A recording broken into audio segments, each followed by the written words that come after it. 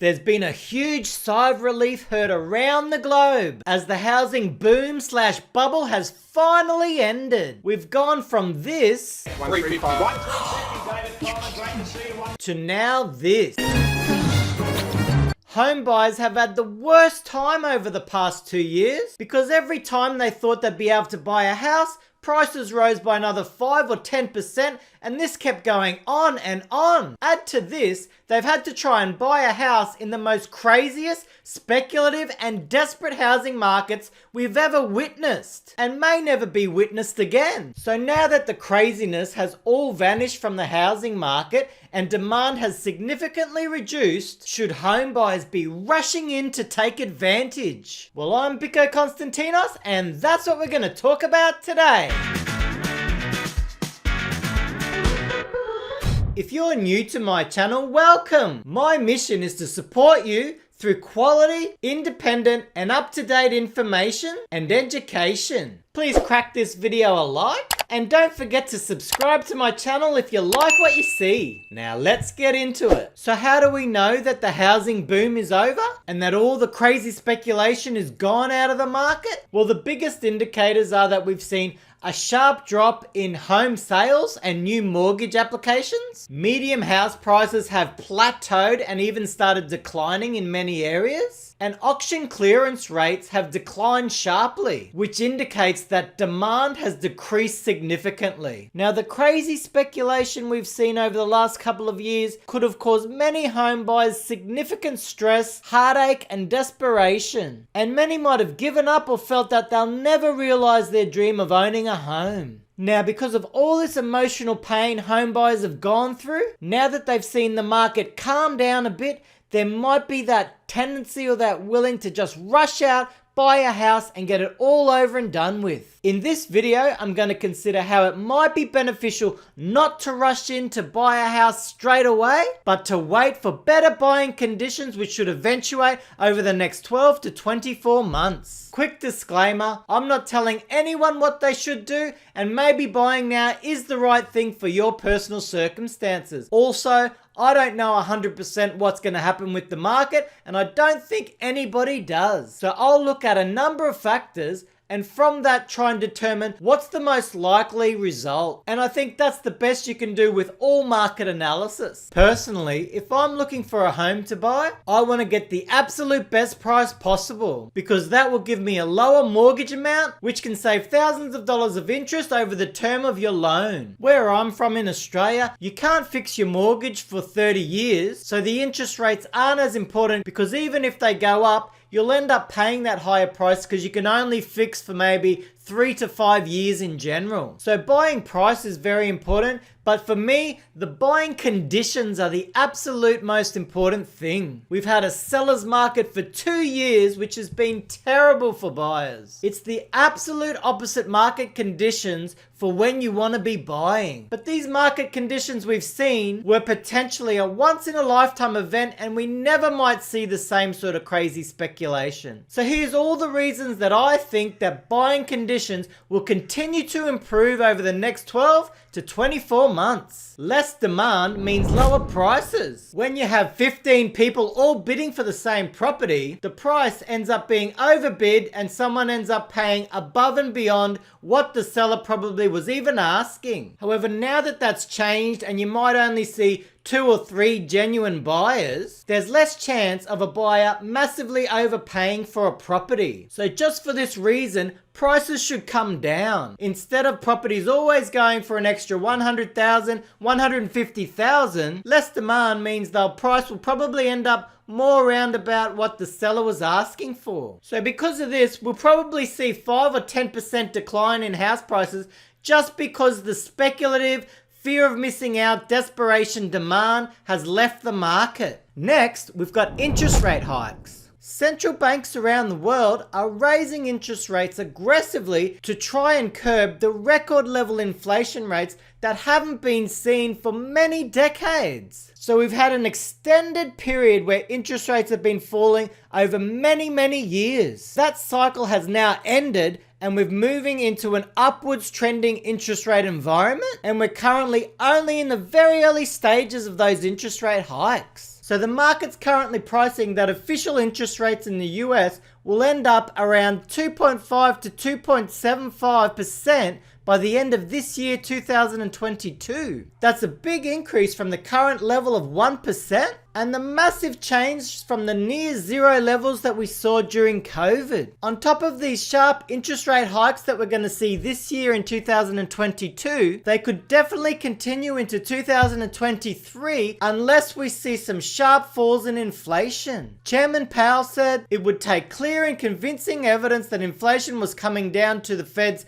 2% target before rate increases would stop. And as we've seen in many countries, and especially the Eurozone, there's no evidence that the current very high levels of inflation are suddenly going to be easily fixed. So along with the Fed, we're seeing many other central banks across the world get aggressive with interest rate hikes. For example, Canada, the UK, New Zealand, and even the Australian Reserve Bank, who once forecast no interest rate rises till 2024, has succumbed and started raising interest rates as well. So these interest rate hikes have probably been the biggest catalyst to reduce overall demand in the housing market. Ultra low interest rates added so much fuel to the housing market because people were able to borrow very large amounts and pay very little interest, and many people thought that this ultra low environment for interest rates would last a very long time. So combining low interest rates with massive stimulus and money printing from the governments, they inadvertently added rocket fuel to the housing market and so caused massive stress to would-be home buyers. And now an after effect is a housing affordability crisis where many people are priced out of the housing market, but the rents are surging at the same time. So we have real tragic circumstances for many people in our society currently. Now, I don't think governments intended for their action to cause this housing bubble. They would have put all these policies in place to prevent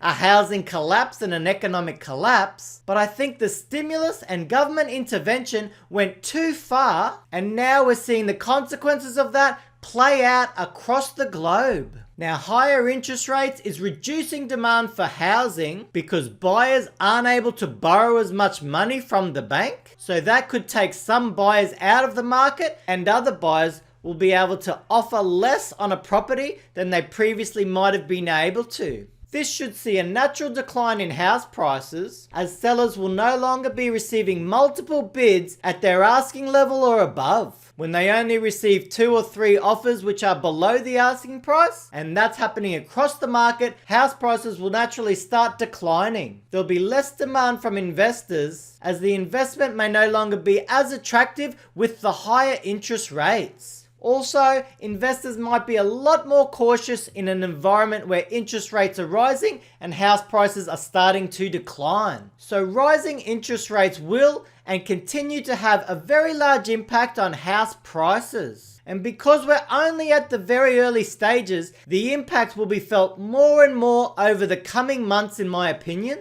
If the official interest rate in the US goes to 3% and above, we could see some significant falls in the house prices. Another factor that could affect house prices in the coming years is the global economic outlook. We're seeing more and more countries get into economic crisis levels, and we're seeing many countries forecasting recessions or very difficult economic outlooks. JP Morgan Chase CEO Jamie Dimon says to brace yourselves for an economic hurricane. In developed countries, the prospect of a severe recession is deeply worrisome. But in poorer countries, there's actually a looming hunger catastrophe. When economies shrink and poverty rates increase, political systems shudder, and we're already seeing that in some countries. So on top of all the economic after effects from the COVID pandemic, we now also have the effects of the Russian invasion of Ukraine, which is just amping up the economic disruption and turmoil across the globe. So we definitely don't have a rosy,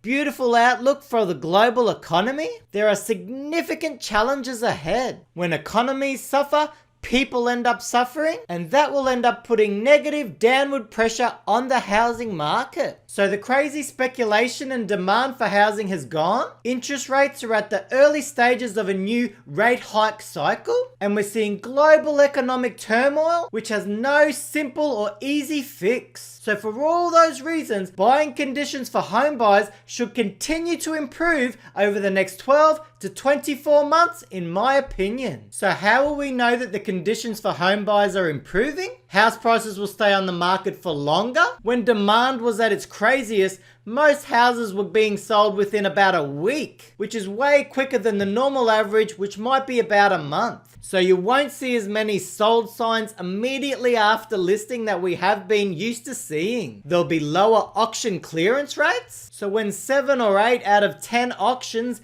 are sold at the actual auction, you know that there's very strong demand because nearly every auction is getting a sale. However, if auction clearance rates reduce to around about 50% or lower, you'll know that a lot of demand has exited the housing market. And if those auction clearance rates stay low for a lengthy period, less people will actually take their houses to auction. There'll be a lot less people turning up to open home inspections. So instead of going to an inspection and seeing a lineup, you might go there and there might only be a few other interested parties. Another strong indication would be listing prices being reduced. Someone might advertise their house for sale for $1 million.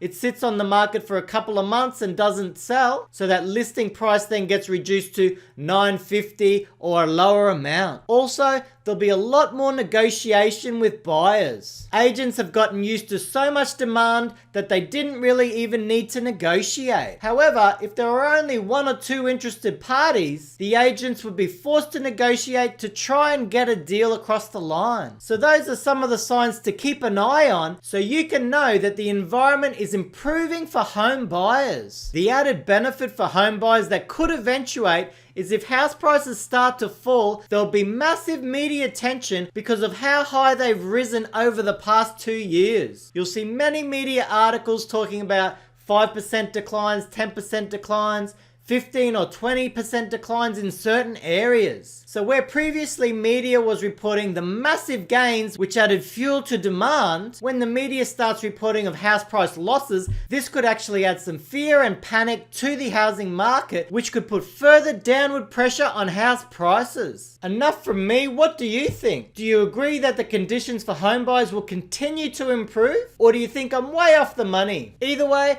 I'd love to hear your thoughts in the comments below. Also, I want to hear your feedback regarding the content I published and even my delivery style and everything else. Dia, an amazing gymnastics instructor, said sometimes I come across as too serious or too intense. Dia, thanks so much for the feedback and keep it coming. Hey, you've made it this far, so you might as well subscribe to my channel. I'd love to have you on board. Whether you own a home or you're looking to buy a home, I wish you all the very best. I'm Biko Konstantinos, and I'll catch you in my next video.